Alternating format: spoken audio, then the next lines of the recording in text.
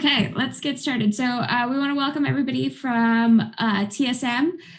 We have Bjergsen, PowerofEvil, and Parth. So Parth, if you want to kick us off, or anybody with your opening remarks, please go right ahead. I see you're mute though, and that is difficult. There we go.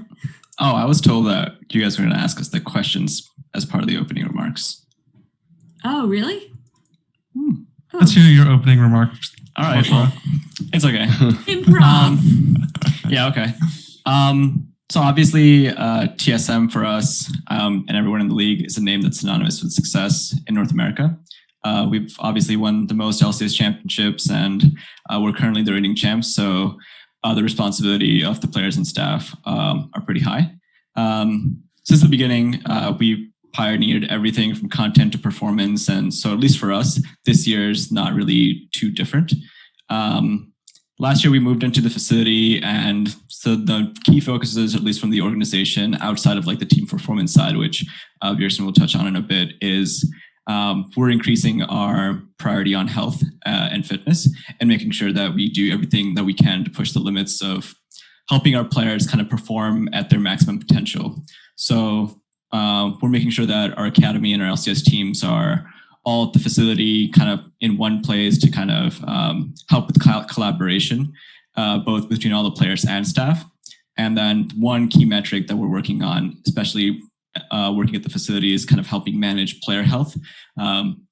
We're kind of working with the core group of fitness experts. We're helping diagnose player like mental and physical health and creating personalized programs that include workout regimen, diet, and I think we're even slowly incorporating things like sleep and recovery tracking. So just wanted to obviously shout out our sponsors, but especially Logitech. They've been an incredible partner for us, helping us kind of connect with the performance experts like Andy Walsh and helping us navigate through this process. So we're looking to continue our success that we've had so far, and looking forward to see what we can do this year. Great. Bjergsen, is there anything you wanted to say before we got started? I agree with everything Parth said. Well, that sounds good enough. So press, just raise your hands to ask questions. All right, Thomas, you're first.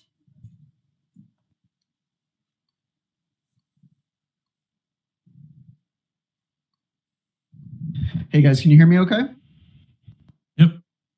Perfect. Thomas from Esports.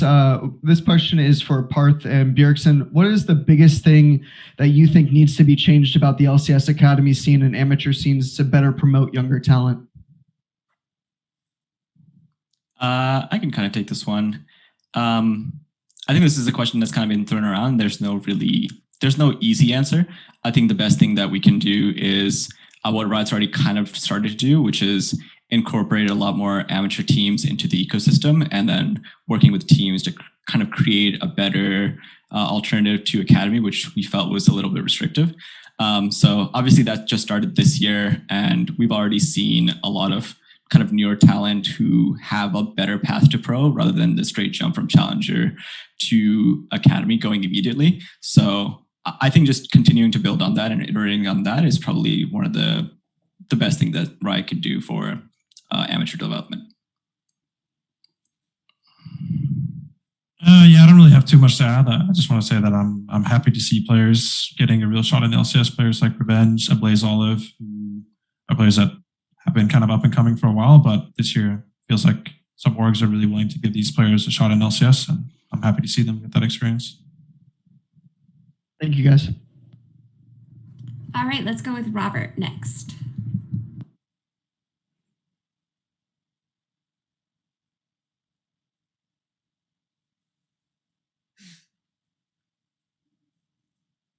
Hey, can you guys hear me okay? Yep. Awesome. Robert from the Game House here, and my question's for Bjergsen. This is your first year coaching, and I want to know what's been the most challenging aspect of coaching for you so far, and how are you kind of learning to improve upon it? What's been the most challenging?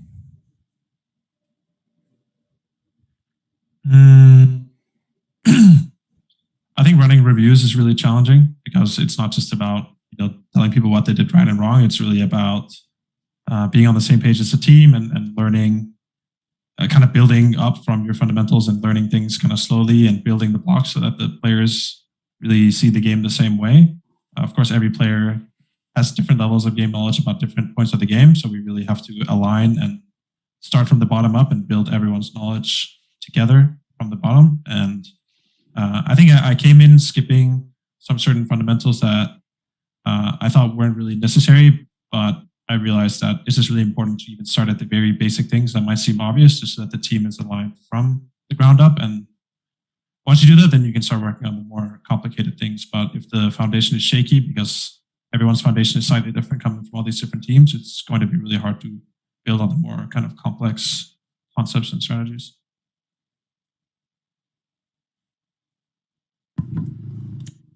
All right, thank you. Let's go with Nick next.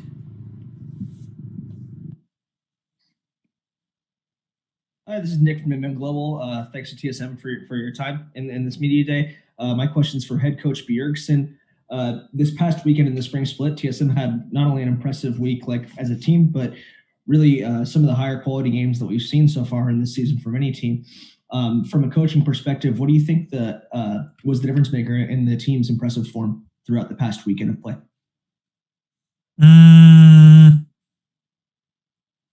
I think week one was really a wake-up call for both the players and the staff, that there were a lot of things that we were not doing well. I do think there were a lot of things going into week one that we had practiced and had been successful at, but once we got on stage, I don't want to say we were afraid, but we just didn't go on stage executing those same strategies. And we just kind of simplified our play style. We really agreed on how these 5 players are going to have the highest chance of winning the game together, and what kind of our team identity and play style is. So that, just along with working on some internal issues that we were having and kind of having a reset after week one, I think really led us to having really strong performance in the second week. All right, let's go with Jay next. Jay Silver. Sorry, Yep. There's 2. Oh, geez, I didn't even realize there was a second one. Can you hear me? Yep. All right. Thank you all for coming to speak with us today. My question is for PowerofEvil. You are only the 3rd mid laner to ever embrace the mid lane position in TSM. Obviously, your head coach was the mid lane position. I want to ask you what kind of pressure this brings to you as a player, and ultimately, what are going to be your goals in evolving the TSM, or evolving TSM in your legacy? I would say pressure-wise, it's not as high as maybe people expect, since in my past, I was actually working under X-Packer, and I was actually playing in the same team with Alex H2. So I actually used to play with a lot of midlane legends, and now obviously with Bjergsen, I think is very interesting too. I think he brings a lot to the table, not only as a coach, but obviously as a mid laner too. So I would say pressure-wise, I was in similar situations before, so I would say not that much. And obviously, it's big shoes to fill. I have not won a trophy yet, but trying my best to make it happen this year.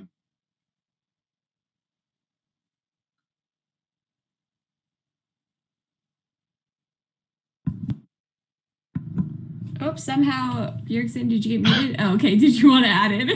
Sorry. No. I just muted myself on accident and realized I couldn't unmute. My bad. Okay, cool. Travis, you want to go?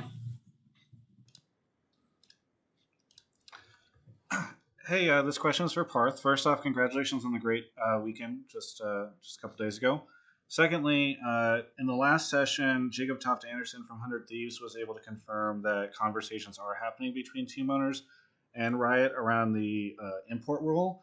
I don't know if you're able to comment on where TSM stands on import rule restrictions being lifted. I don't know what form or what the format is being discussed, but at least from my and the org's point of view, TSM is a global esports org, and we obviously want to sign the best talent possible, right? And we believe that talent is universal. We've kind of shown that when even on our academy programs and our kind of the scouting combines we run every year, we invite not only North American players, but also players from other regions. So from our point of view, other regions have a lot of advantages compared to North America, including player base, access to more efficient training, including solo queue, proximity to other regions. For example, Korea and Chinese teams often scream each other. Ultimately, it doesn't matter how much we invest into coaching or infrastructure and facilities and performance programs if we don't have access to the same number of talent as other regions, other major regions. So we do see some sort of changes in the import rule to help us even the playing field a bit. Thank you very much. And for the record, Parth, what is your dog's name? It is Dunphy. Adorable. Sorry. No, we love it. We want more pet content in the LCS. Does anybody else have any additional questions?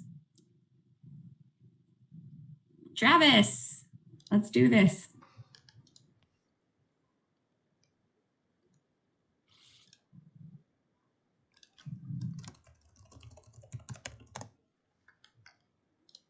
Okay, there we go. First off, I am shocked to find that there are not more questions for TSM. But secondly, I guess PowerofEvil, since you're here and it's been kind of quiet, you've been getting a lot of attention for your unconventional builds, especially after that first week. So I'm curious, one, how much of that stuff do you notice? Two, how much of these unconventional builds are you consulting with Bjergsen on? Because I think there's a lot of questions about how you two manage the stuff between the two of you. I would say generally, I was always someone who would try out new item builds and try to get like a little edge in the item build, section. I pulled out the Imperial Mandate Azir and the Andris Corki. The Imperial Mandate Azir, I still believe to this day that like it brings a lot of value into the composition. And I was actually like explaining a little bit with Frakras on Twitter that not only efficiency is like everything, right? If you, it's always hard to explain, but if you go full damage with the most efficient item build, and then you actually don't get to damage in the team fights because of the enemy team just having too much threat on you, that doesn't work out. But if you have, let's say, like a little more HP and you do slightly less damage and you can actually end up doing more damage because of it, then this might be more efficient, right? So I'm just trying to, play a little bit around with the item builds, and sometimes it works, sometimes it doesn't. The Leandris Corki didn't work out. I would say, was it only the Leandris? I think the game would have been. It was a bit of a curse cap that game too. Yeah, this game would have been fast over, I think. Anyways, but I take responsibility, and yeah, it happens. Thank you. All right, let's go with Ryan Wen. Hey everyone, this is Ryan from Stack.gg. I have a question for Parth. Can you comment on any new revenue streams you all are exploring in light of the pandemic? I cannot, but we will keep you updated when I can. Thank you. Okay, we're gonna go to Robert. Robert next. Did you not tell Dunphy to be quiet, bro? Give me a second. Yeah, Robert here from the Game House again. For Bjergsen again, I wanted to ask a little bit about the team's atmosphere. From watching, TSM Legends, it seems like everybody's not only getting along, but doing so very quickly. And I guess this is also for PoE too, as you're obviously playing. But I want to know from you guys, how important is that type of an atmosphere for 5 players who have never really played together before? I think it's really important to care about each other outside of just teammates, or what in a lot of other teams, it kind of feels more like coworkers, because a lot of teams, you just kind of come in for practice and you go home when practice is over. But I encourage the players to stay after practice, spend time with each other. They go to the gym together, eat food at night together, and have occasional kind of team dinners at our strategic coach's apartment, just so we spend some time outside the game together. It's not all fun and sunshine. We definitely had to address some of course, we were playing really poorly during the lock-in, and we had some rough weeks of practice, and it was affecting our team environment. But that was part of what we tried to change going into this week, is just having more of an encouraging environment for improvement. And then I think the players care for each other. We were just getting into some bad habits, but we changed it up really fast. And I think, again, our environment has been really positive recently and helped us a lot going into week 2.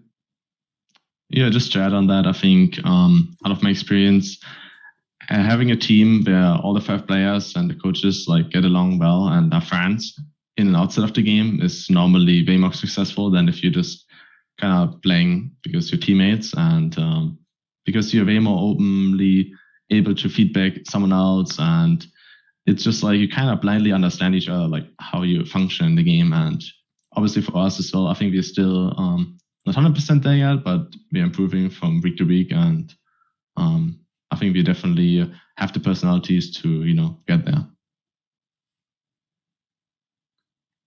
Thank you. Let's go to Jared Gott next. Hi, you can hear me? That's a yes? Yeah. Yep. Okay. Hi, I'm Jared. I'm from Strope C. My question is for Parth. So knowing Bjergsen for as many years as you have, what were your initial thoughts when he first approached you about potentially shifting to a coaching position? And based on how you expected him to do, how's his coaching performance been so far? So really telling him what I think. I think when he initially told me, I think I was definitely surprised. I think he's still, at least at the time, I think he was still a top player. I don't know how much of his skill has deteriorated over the period of time, and thought he had a lot of years left in him. But after I spoke to him more, it became clear that this is something that he really thought about, and it was less about kind of what he wanted to do as a player, but more that he felt like he could do as a coach. And obviously on the TSM side, coaching infrastructure is something that we've been working to kind of develop, I would say, over the years. So it seemed like a pretty natural fit, especially with how determined he was into moving into this position and what I think he could do. In terms of his performance so far, I think it's been fine. There have been a couple of drafts that he would have flamed me for last year that I saw on stage. But outside of that, I think he just brings this natural presence to the team because he was a pro player and everyone kind of knows him. And he has a good kind of staff around him to help him kind of improve. So I do think that Bjergsen will help kind of set the standard of what coaching in the West should be like, where an organization has a philosophy of how a team should be run. And we'll see how he kind of adapts and grows through this year, because there are some things that are really good, and there are still some things that he would definitely call me out for last year that I see him doing as well. We'll see if I have my job at the end of this split. The real defense against the dark arts position. That's a great way to end that question. Nick Ray, let's go with you.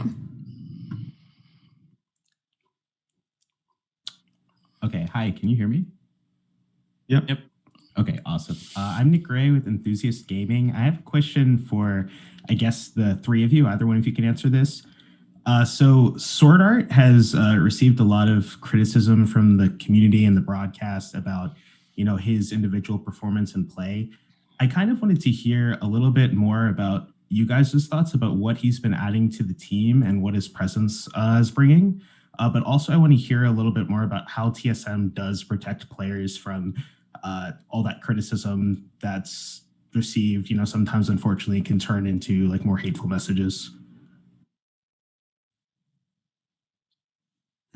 I think for his individual performance, I think that like every other player, he looked a lot better this last week. And I think just when a team is not functioning well and the gears are not kind of going smoothly, then it's easier for everyone to look bad individually because the team plan is not as clear. You're not really on the same page, so it's harder to focus on your individual skill. It was always like this for me as well. And people would always say that I got so much better towards the end of the season, but really it was just when our team started to click. Then as a player, like Sword Art is a player that he thinks a lot about the team, not just himself in the game. And when the team aligns around his plan and kind of his vision, and we have a collective vision, then it's a lot easier for him to perform and even play the small mechanical situations better. So I think our team was obviously a lot more aligned last week, and I'm hoping it continues to go that direction. And if it does, then you'll also see stronger individual play coming up from Sword Art. For the things from the community, I've talked to all the players about how being on TSM is different than a lot of other teams. Huni told me maybe being on Fnatic and SKT is not very different from TSM, but at least some other NA teams. And honestly, I encourage them to use social media as little as possible, win or lose.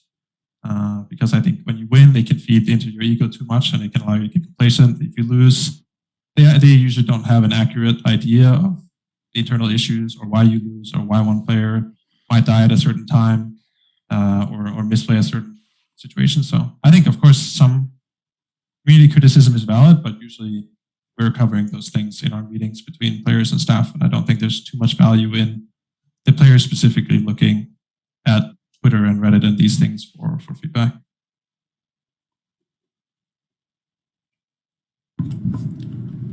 Okay, let's go with Eddie next.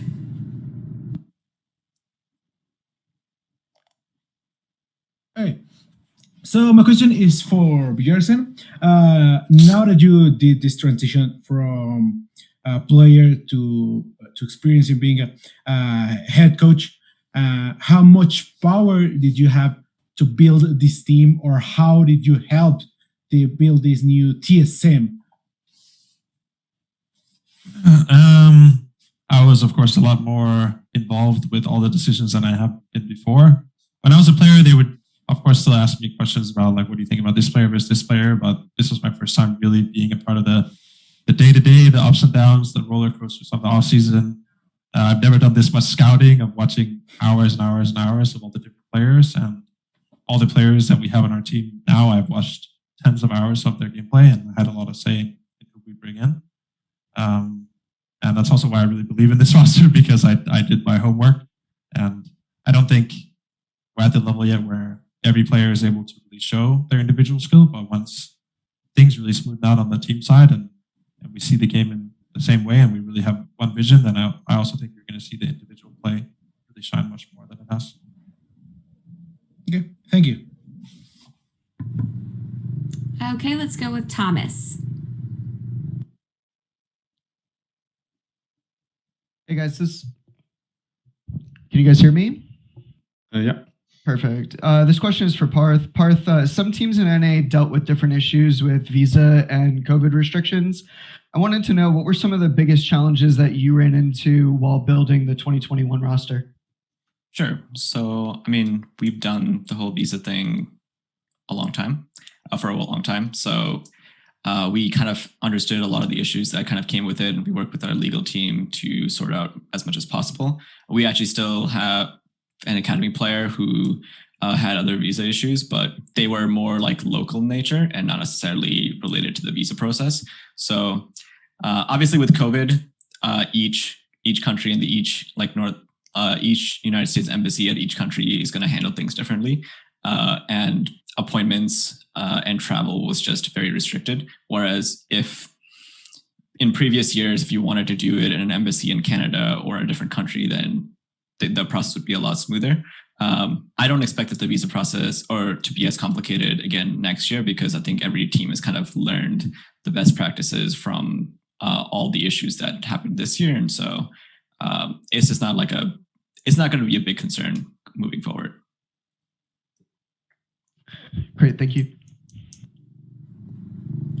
Okay, we have time for one last question. If there's anyone. If not, I'll just ask one. Because PoE, you haven't gotten a lot of questions, but why join TSM?